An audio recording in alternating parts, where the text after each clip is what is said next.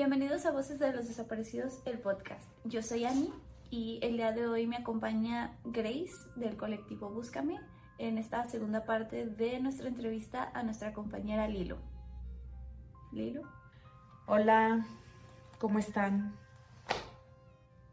Entonces los dejamos con esta segunda parte y esperemos que les guste. Volvemos a que son preguntas que fuera de tener una respuesta solamente traen dolor, ¿no? Sí. Y como hermana de un desaparecido, me gustaría que me ayudaras a contestar una pregunta, ¿no? Porque cuando no estás en esto y aún en la lucha, de repente pareciera una competencia de a quién le duele más, ¿no? Y si bien es cierto, jamás se va a comparar lo que te duele a ti, Manuel, que lo que le dolía a tu papá o lo que le duele a tu mamá. Aún entre ellos se puede diferenciar quizás la intensidad del dolor, pero tu dolor no es menos. Y yo creo que validamos, o sea, en general la sociedad y entre nosotros los que estamos en la búsqueda y viviendo esta situación, creo que validamos más el dolor de las madres y luego de las esposas y luego de los hijos. O sea, sí. Es como que no en ese orden, en estricta teoría, pero es como que ese sector que es el que más validamos su dolor y decimos, es que a ellos les duele mucho, sí. Ellos son los que sufren más. Pero tú como hermana, ¿cómo? Pero es que, o sea, mira, y sobre todo para explicar un poquito a quienes no están en esto, ¿no? ¿Por qué ponemos a las esposas? Porque las esposas, deja tú que sufren por la pareja, sufren por sus hijos, por lo que están sufriendo sus hijos. Les duelen ellos. Uh-huh. Sí, la pareja o el papá de sus hijos, pero es más por el sufrimiento de mis hijos. Sí. Pero en el caso de las hermanas, digo, los hijos obviamente, porque no tienen un papá y toda la vida les va a hacer falta, toda la vida.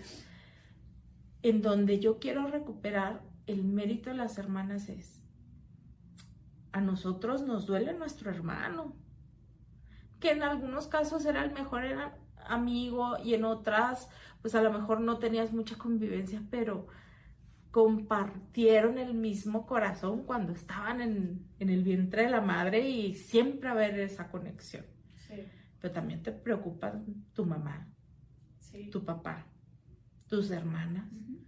Manuel no tenía hijos, pero tiene sobrinos que también lo echaban de menos. Sí. Y entonces como hermana te preocupas por todos, menos por lo que tú sientes. Sí. De hecho, yo tardé mucho tiempo en empezar a trabajar el tema de Manuel en terapia. Y cuando en algún punto logré abrirme por completo con alguno de mis tantos psicólogos por los que he pasado, me acuerdo que me decía mi psicóloga, Lili, es que tú pudiste haber sido la mejor hermana del mundo. Pudiste haberle consentido, pudiste haberle dado todo a manos llenas. Y a Manuel de todas formas le hubiera pasado lo que le pasó. O sea, no le pasó porque tú no fuiste buena con él. Y entonces, sí, mucho tiempo creo que esa misma culpa nos hace sentirnos responsables de que los demás no sufran, aunque nosotros sí lo hagamos. Y entonces, o sea, por ejemplo,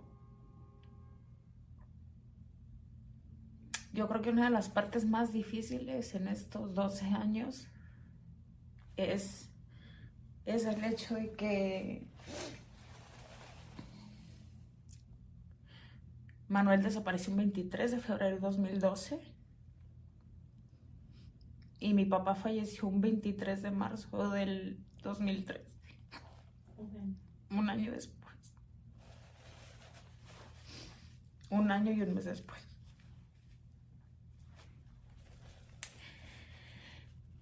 Y como les digo, mi papá no era muy expresivo, pero más bien el único día que estuvo despierto, después de estar en un coma inducido, me acuerdo que entré a su habitación porque lo tenían en terapia intensiva. Y me acuerdo que entré, platiqué con él, no sé, unos minutos. Y justo la habitación de mi papá daba directo a la puerta donde estaba como que, donde te daban el reporte médico, los doctores. Y me acuerdo que me decía, Lili, abre la puerta, porque ahí está tu hermano y quiere entrar. Ábrele la puerta.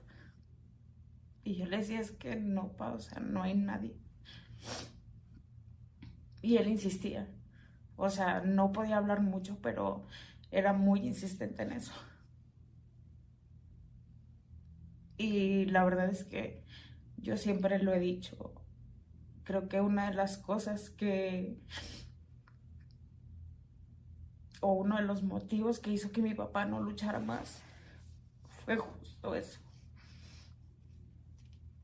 El dolor de no saber de su hijo. Y entonces, pues, la verdad es que, o sea, en mi experiencia como hermana de Manuel, el hecho de no tenerlo a él y después no tener a mi papá, sí llegó un punto en el que yo decía, es que, o sea, qué cosa tan mala hice como para estar viviendo lo que estoy viviendo. O sea, ¿por qué? Porque perdí primero a mi hermano y ahora a mi papá. Estuve mucho tiempo peleada con la vida, con Dios, con el mundo en general. Y creo que, o sea, una de las cosas que más, o sea, toda la vida me va a doler. Yo siempre le he dicho, yo no voy a aceptar que Manuel está muerto hasta que a mí no me entreguen su cuerpo. Hasta que yo tenga una prueba de que es él, hasta ese momento yo lo voy a aceptar y lo voy a dejar de buscar. Mientras no sea así, o sea, si yo vivo 50 años más, son 50 años más que yo lo voy a buscar. Una pregunta, Lili, porque incluso a mí me lo han cuestionado, ¿no? Y tengo compañeras que, como te decía, cuando esto sucede, les desaparece la familia, incluido hijos o pareja, ¿no? Y entonces a mí me han preguntado, es que ¿por qué dejas que tu mamá te dé esta responsabilidad de buscar a tu hermano? En mi caso, yo les he dicho, es que yo necesito a Adán. Yo lo busco porque lo necesito en mi vida, porque para mí es importante, para que me dé consejos, para que me regañe, para pelearme, para que me baje el dinero, porque pues era bueno para pedir, malo para pagar.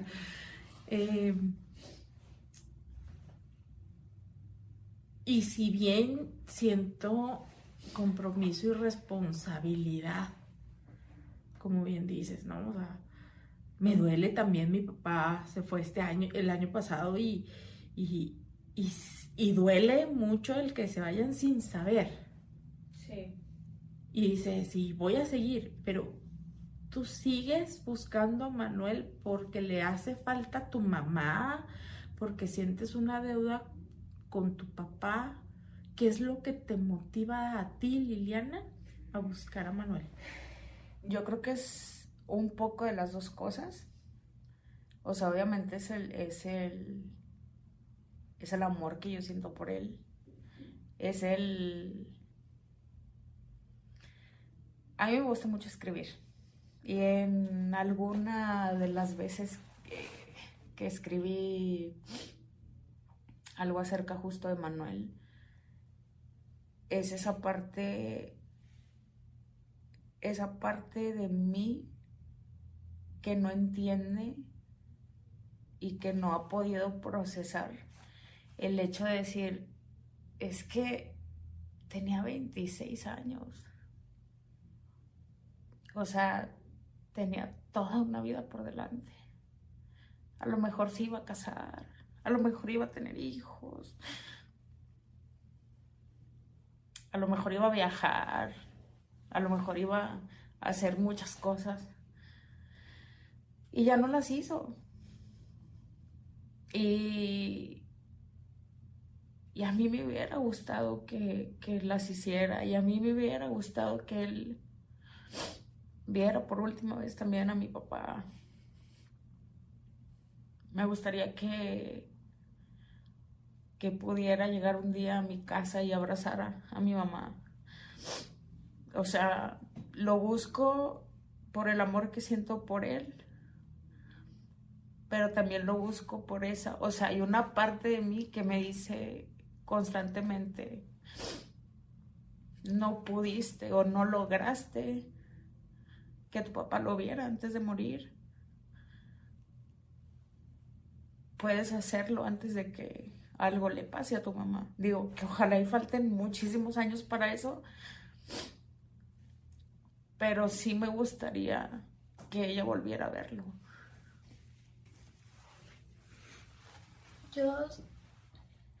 Pues yo te conozco mucho. Digo, más que compañeras de podcast, más que compañeras de búsqueda, creo que hemos formado una amistad muy grande.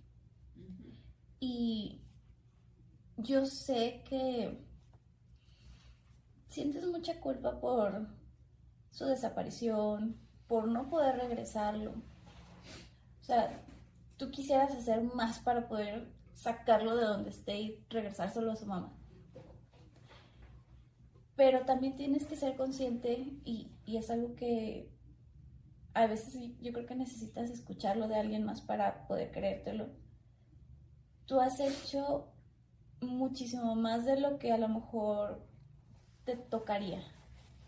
Has dejado de hacer cosas, has cambiado todo tu proyecto de vida en base a buscarlo, y mucho de eso sí ha sido motivado por una culpa, pero la mayor parte ha sido por el amor inmenso que le tienes a tu hermano. Y yo quisiera que, o sea, hiciéramos un ejercicio de, ¿tú qué crees que te diría Manuel si supiera, te viera sentir esa culpa y esa responsabilidad de regresarlo? ¿Qué me diría? Yo creo que también lo comenté en uno de nuestros episodios. Yo creo que si las cosas fueran al revés, o sea, si fuera yo quien no estuviera,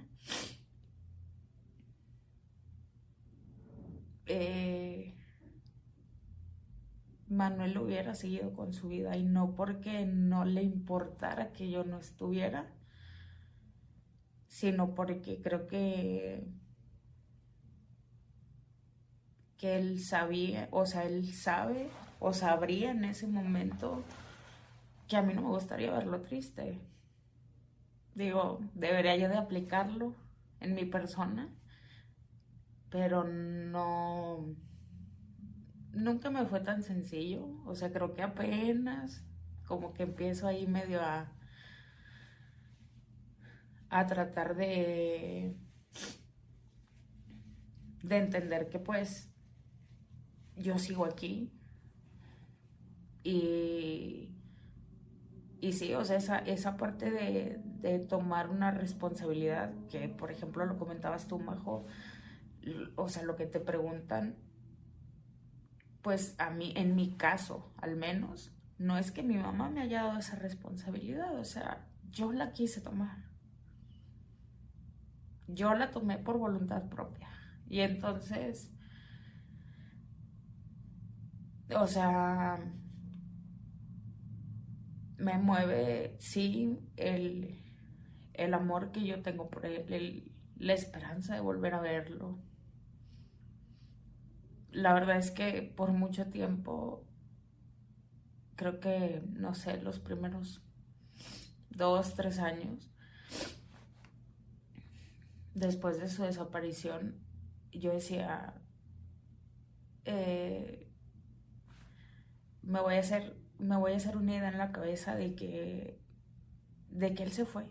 O sea, no sé, que se fue a vivir a Estados Unidos porque ya no le gustaba vivir acá en Piedras, que a lo mejor ya estaba cansado de tener problemas con, nosotros o con mis papás o con la demás gente. Y creo que mucho tiempo me consolé con ese pensamiento. De decir, pues me gusta pensar que se fue porque él quiso, porque fue su decisión. Pero sé que a él no le gustaría que nosotros dejáramos de hacer nuestra vida por encerrarnos solamente o por concentrarnos solamente en buscarlo a él. O sea, eso sí estoy segura, porque es algo que a las personas que no lo conocieron y a las que sí también se los digo, y no es porque sea mi hermano, pero hasta el día de hoy, Manuel es la persona más noble que yo he conocido en mi vida. Y entonces estoy segura que a él no le gustaría verme, por ejemplo, así como estoy ahorita llorando, o ver mal a mi mamá, o saber que parte de lo que dejó de hacer mi papá para sobrevivir fue por haberlo perdido a él. Entonces, supongo que eso es lo que me diría, pero yo creo que lo primero que haría si volviera a verme él a mí sería darme un abrazo o que me quitara el aire por completo. Y en lo que él regresa para darte ese abrazo, nosotras aquí estamos para abrazarte. Lo sé, muchas veces. Y literal, estoy aquí para abrazarte.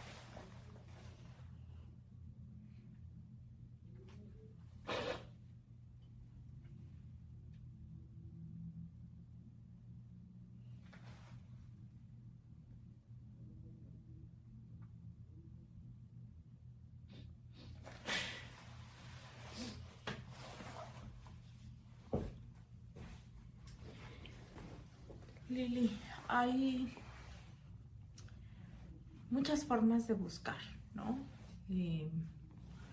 Porque muchas personas piensan que se busca únicamente en campo, ¿no? En el caso específico, no solamente de la desaparición de Manuel, sino de casi todas las personas de nuestro colectivo, nosotros no tenemos indicios de dónde ir a buscar una fosa clandestina. En el caso de los jóvenes que desaparecieron con Manuel, sus familias ni siquiera viven en el estado, ¿no? Entonces, el venir a hacer búsquedas en los penales, en los hospitales, es complejo, costoso y muy, muy difícil. Y entonces nosotros hemos como que intentado buscar otras formas de búsqueda, ¿no? Y nos hemos enfocado mucho en, pues, ayudar a fortalecer al que está obligado, al que tiene que hacerlo, le guste o no, que es la autoridad, ¿no? Y entonces le dedicamos muchísimas horas a andarlos correteando y mire, vamos a hacer esta ley, mira, y que aplique el protocolo y que mire, usted háblese y no le saque la lengua a y como niños chiquitos y de la mano, bolitas y palitos. Pero esto que estamos haciendo hoy también es una forma de búsqueda. Y a mí no me gustaría decir por qué. Lo que quiero es que tú me digas por qué un podcast. ¿Por qué un podcast?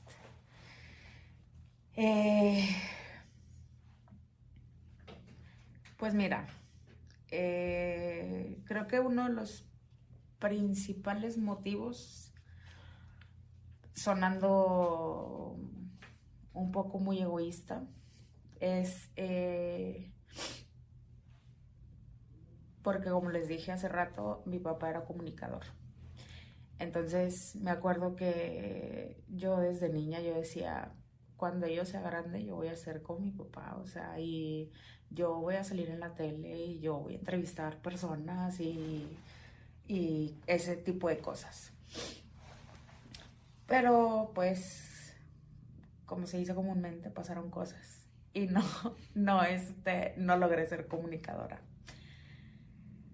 Pero siempre tuve ese sueño. Entonces, como les digo, sonando un poco muy egoísta, una de las razones por las del por qué un podcast es porque quería cumplirle el sueño a la Lili de 8 años, que quería ser periodista. Y ya hablando más profundamente, creo que yo traía la inquietud, después supe que ustedes también traían esa inquietud, entonces ahí como que hicimos equipo. Y una de las cosas que yo siempre he tenido muy clara en cuanto al podcast, a este proyecto al que le tengo mucha fe y al que quiero mucho, es justamente que el objetivo, creo que no es solo mío, también de Ani y de todos los que formamos parte de, es justo el que la gente vea a los desaparecidos no nada más como una cifra. O sea, yo no quiero que a Manuel simplemente digan, ay, pues es uno de entre los 110,000. O sea, es uno dentro de los tantos que hay a diario en México. No. O sea, yo quiero que la gente sepa quién es Manuel. Que sepan que él es alguien antes de su desaparición. O sea, él fue un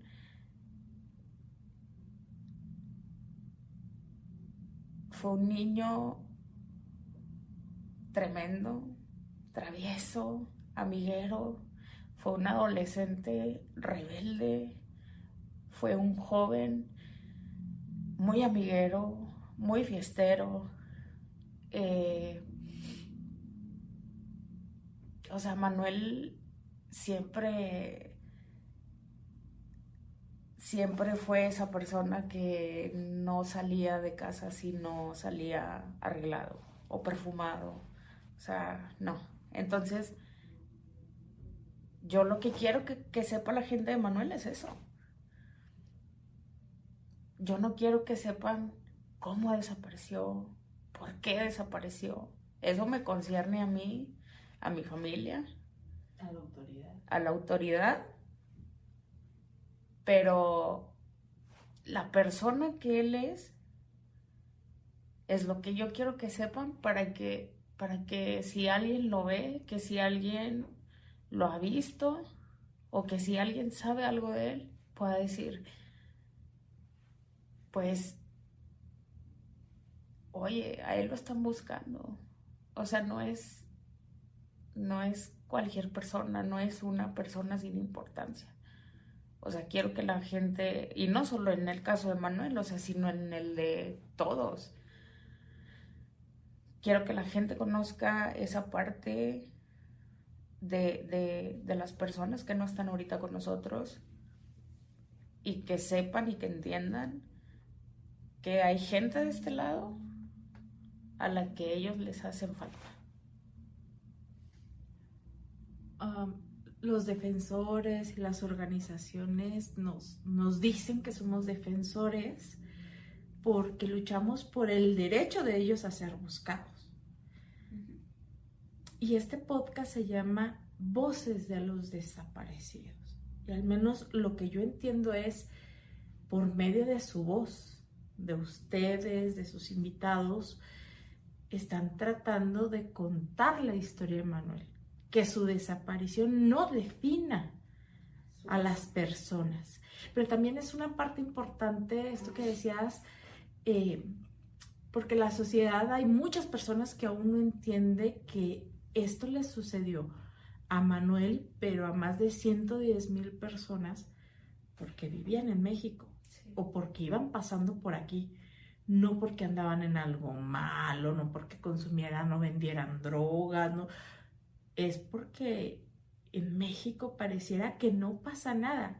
Y para nosotros es importante que la gente sepa que así como le pasó a tu hermano y le pasó a mi hermano y le pasó a... les puede pasar a ellos, ¿no? Sí. Hoy mínimamente desaparecieron otras 15 personas. No, y también hacer conciencia de que, o sea, ahorita todo el mundo está acostumbrado a que es por moditas, ¿no? Así de que pasa una semana y ya, se olvida el tema. Y que así como ahorita hay desaparecidos que acaban de desaparecer hoy, que tienen 5 días de desaparecidos, esos mismos pueden convertirse en un caso como el de tu hermano, de larga data, que ya cuántos años han pasado y se le sigue buscando con la misma importancia. ¿Por qué? Porque hace falta, le hace falta a toda una familia, a toda una comunidad de amigos, o sea, él hace falta en el lugar que debería de estar ahorita. Sí. Y es también justo esa parte en la que, por ejemplo, yo me acuerdo mucho cuando pasó lo de Ayotzinapa. O sea, que llegué a escuchar, por ejemplo, comentarios de, ay, pues es que se lo merecían porque se robaron los autobuses, o eran porros, o lo único que hacían era hacer desmadre y ya. Pero entonces es esa parte en la que dices, pero, ok, entonces si yo me porto mal y mañana desaparezco, es porque me lo merecía, porque me porté mal. Se supone que para eso están las leyes, se supone que o sea, las leyes están para aplicarse si tú cometes un delito. Pero eso no significa que entonces si desapareces porque robaste, está bien. Y sí, o sea, como tú lo dices, Majo, o sea, no solo Manuel, no solo Martín, no solo Dan. Todos los que están desaparecidos ahorita desaparecieron por el simple hecho de vivir en México. O sea, yo estoy ahorita aquí, puedo salir de aquí y a lo mejor ya no regresar, porque nadie está exento. Y creo que una de las cosas que la sociedad no logra entender al 100% es el hecho de que todo lo que hacemos y todo lo que hacen los colectivos, sí, cierran vialidades, hacen marchas, rayan paredes, o sea, infinidad de cosas, y todo el mundo se queja y todo el mundo reclama, pero porque para ellos no, o sea, como no lo están viviendo, entonces pues para ellos no es importante. Y aparte es ese... Es eso de decir, pues, no ganas nada haciendo eso. Y, ay, o sea, los primeros comentarios que yo me acuerdo que recibí de personas que conocían a Manuel era que muy seguramente él andaba en malos pasos. Y entonces, o sea, obviamente yo no puedo decir como que no, un no rotundo, porque yo ya no vivía con Manuel. Pero creo que pudiera decir, sí decir, o sea, en algún momento un no rotundo a eso, a que no, él no estaba en malos pasos. ¿Por qué? Porque yo lo conocía, porque yo sabía cómo era él. Y la demás gente no sabía cómo era él. Y entonces es bien fácil ponerle una etiqueta a alguien cuando no lo conoces y decir, ay, pues de seguro estaba haciendo cosas mal y por eso le pasó. O sea, tan es así que también otra de las cosas que a mí se me quedó muy grabada es que en esos años mi papá fue directamente, no sé cómo le hizo, no sé la verdad cómo lo logró, pero fue directamente a hablar con el procurador en ese momento. Y, o sea, lo que a mí mi papá me contó fue que, o sea, entró a esa oficina y le dijeron como que no hay nada que hacer. O sea, ya, es como resígnate que no lo vas a volver a ver. Y entonces recibir esa respuesta de una autoridad, de la más importante en ese momento aquí en el estado, y el no tener los recursos para hacer algo más, pues es súper triste. Y es justo por ese tipo de autoridades, esa falta de empatía y de ganas de trabajar, que estamos aquí todos exigiéndoles que hagan su trabajo y haciendo también parte de su trabajo.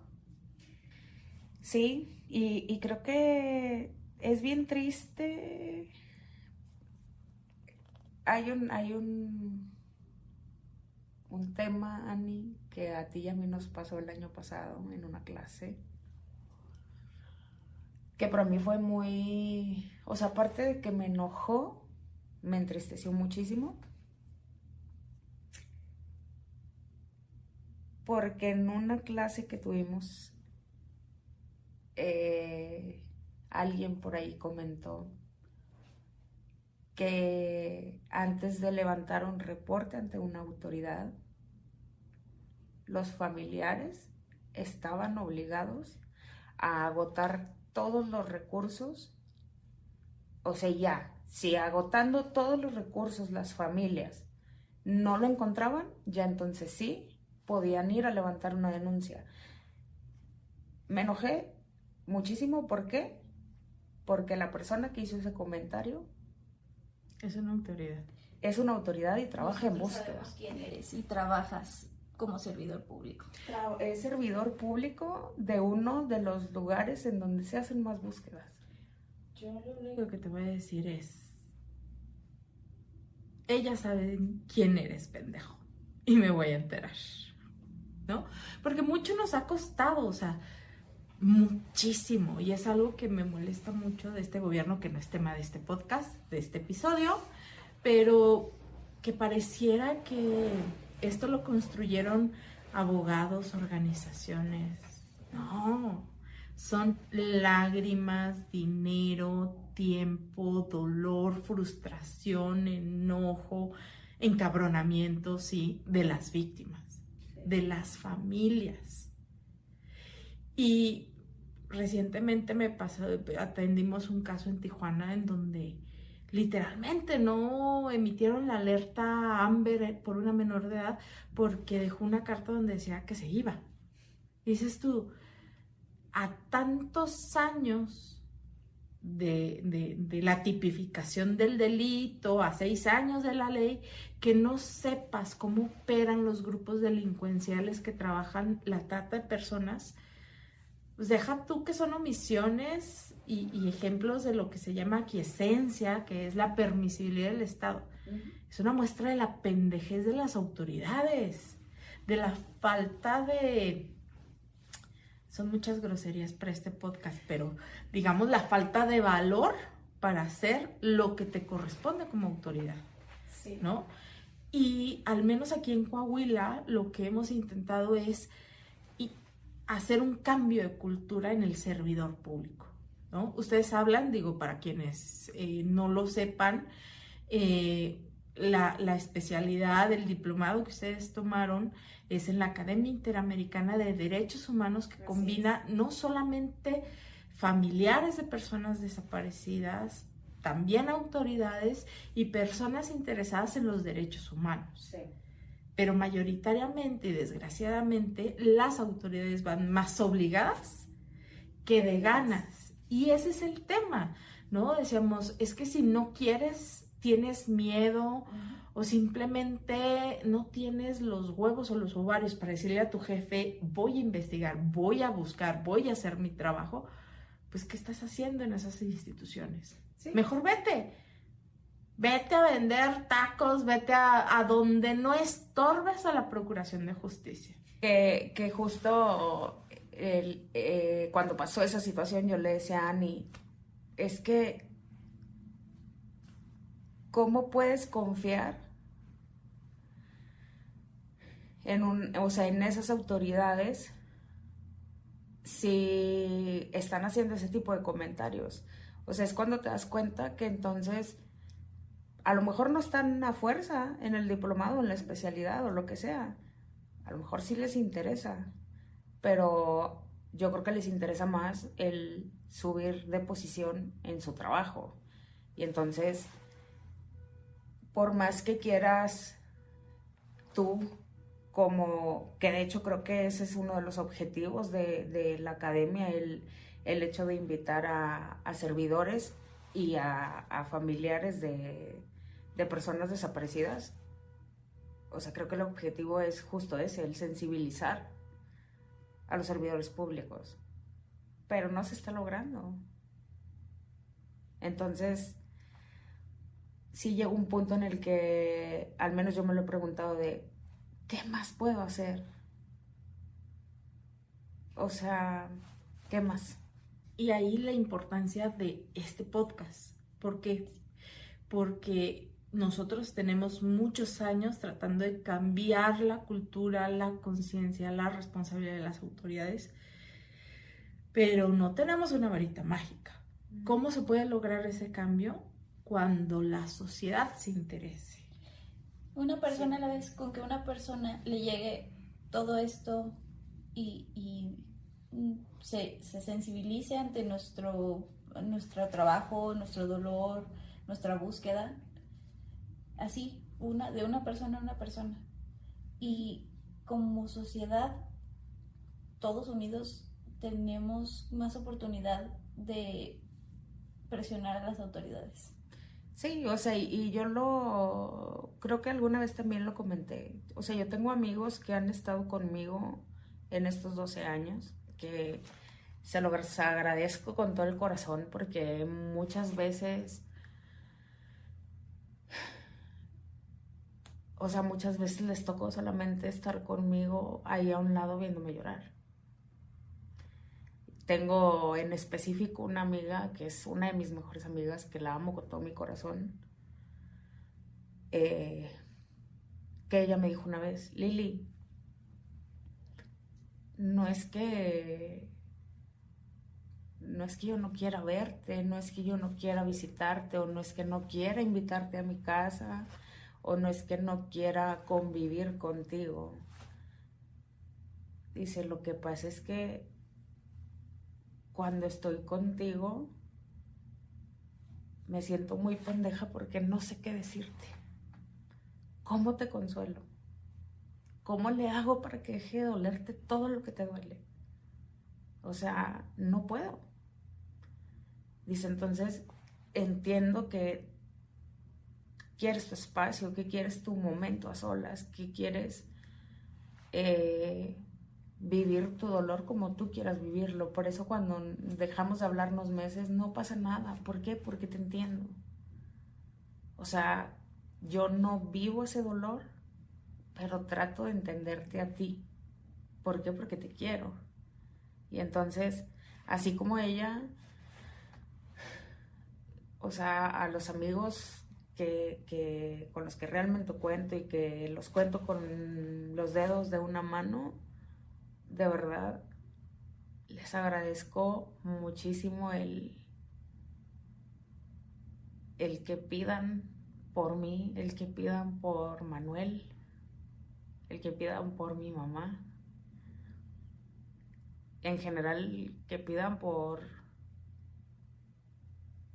mi familia y por nuestra tranquilidad, más que nada por nuestro, pues no consuelo, pero sí por todos esos que se preocupan por nosotros.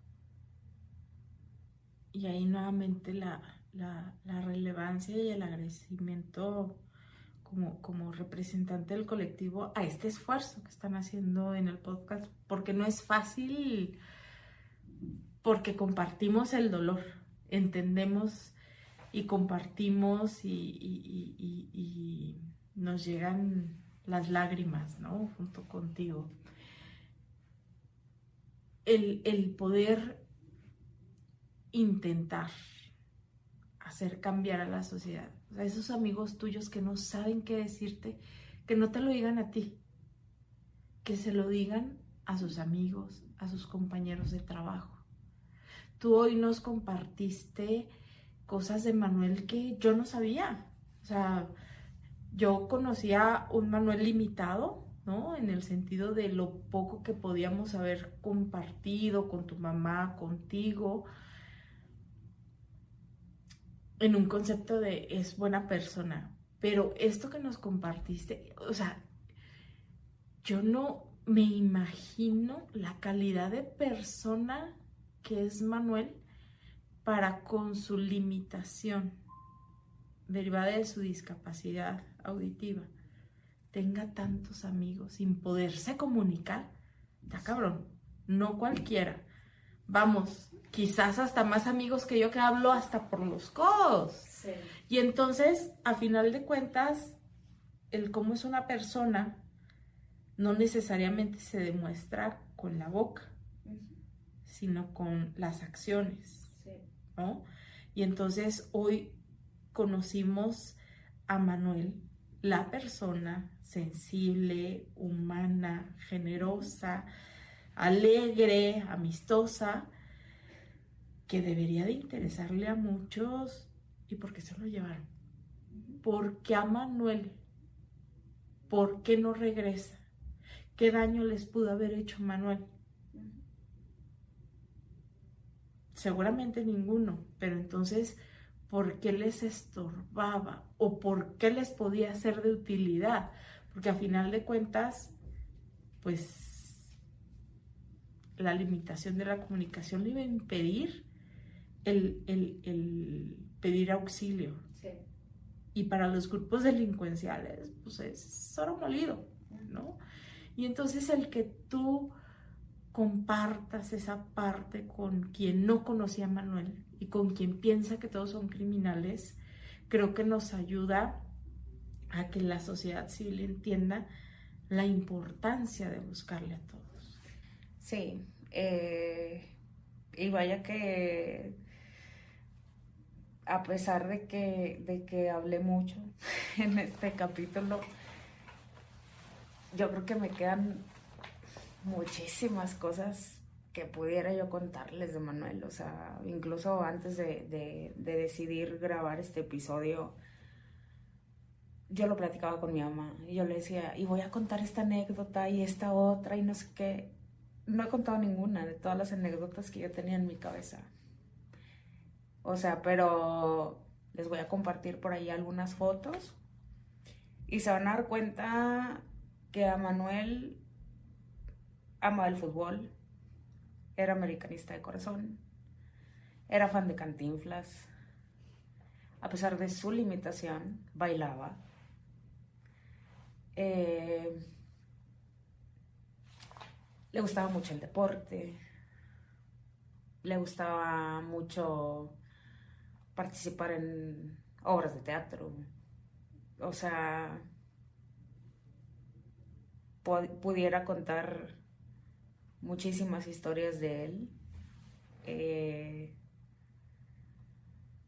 Y tal vez esto debí de haberlo dicho al principio, pero lo voy a decir al final. A Manuel en mi casa no lo conocemos como Manuel. A ver. En mi casa, Manuel es pelón. Entonces, para mí siempre va a ser pelón. Siempre. O sea, yo no estoy acostumbrada a hablar de él como Manuel. Y creo que nadie en mi casa está acostumbrado a hablar de él como Manuel.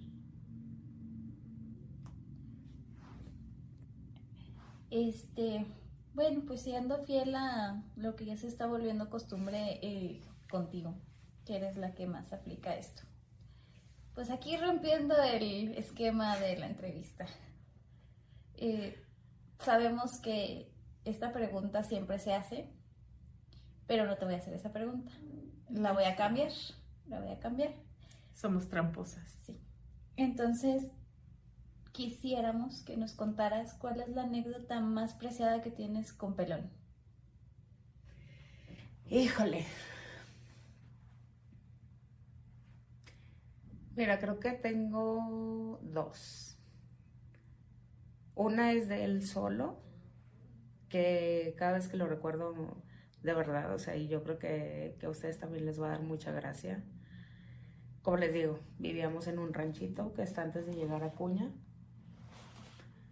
No sé cuánto abarque la carretera de ese ranchito. Yo creo que no más de 20 kilómetros. Entonces, yo no sé cómo, pero Manuel siempre sacaba bicis de algún lugar. Se las prestaban o no sé. El tema aquí es que a él le gustaba mucho andar en bici, entonces nosotros vivíamos a la salida de ese pueblito, camino hacia Acuña, y entonces él se iba desde esa casa donde vivíamos, se iba hasta la entrada del pueblito en bici. Pero ya cuando regresaba él con la bici a un lado. O sea, él paseaba la bici, no la bici lo paseaba a él.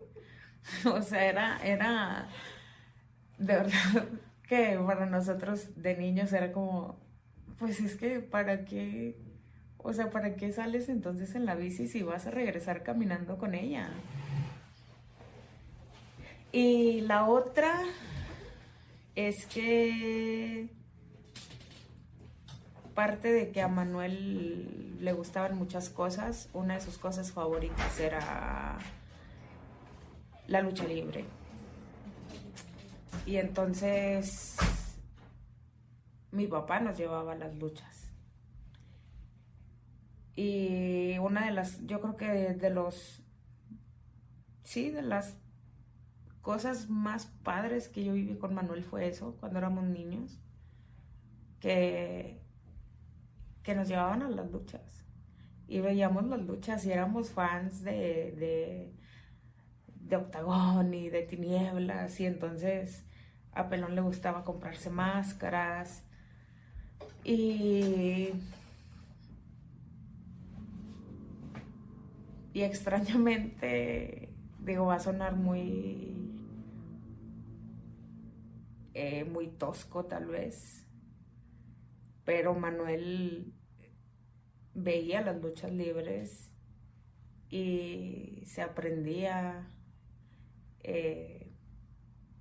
las llaves que hacían los luchadores y los movimientos y esas cosas y nos las aplicaba a nosotros.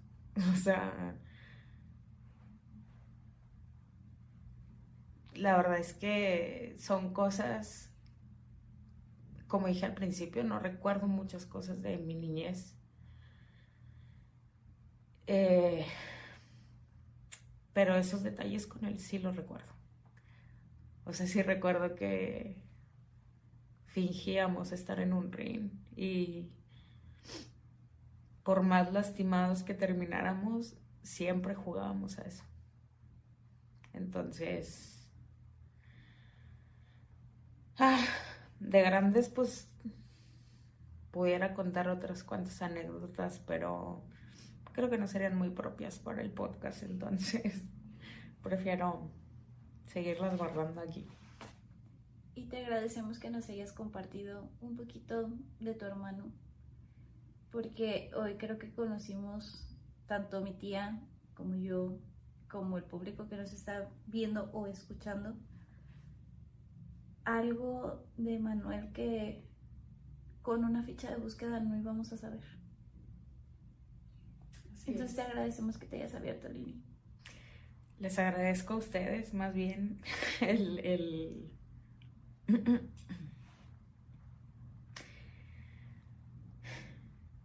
haberme acompañado en este momento.